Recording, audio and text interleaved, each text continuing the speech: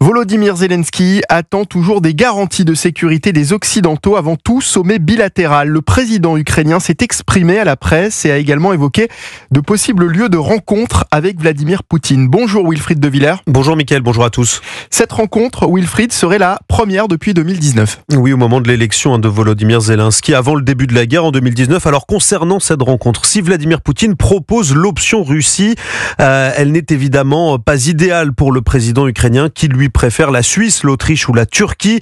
Les trois pays se sont dit ouverts à accueillir un tel sommet, s'engageant même à ne pas appliquer le mandat d'arrêt international qui vise Vladimir Poutine. Sommet qui pourrait avoir lieu, selon Volodymyr Zelensky, dans les prochaines semaines. Mais une fois seulement, vous l'évoquez Mickaël, que des garanties de sécurité auront été formalisées par le camp occidental, façon de s'assurer d'entamer les négociations avec des bases solides, notamment face aux velléités russes concernant les territoires ukrainiens occupés.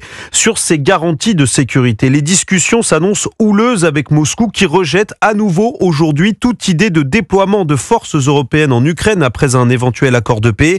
Et sur le terrain, l'intensité des hostilités ne faiblit pas. Les forces russes ont mené la nuit dernière l'une des plus importantes attaques depuis un mois, 574 drones et 40 missiles tirés contre l'Ukraine. Et Volodymyr Zelensky accuse Moscou de déployer ses troupes dans la région de Zaporijjia en vue d'une nouvelle offensive. Les explications de Wilfried De Villers pour Europe 1.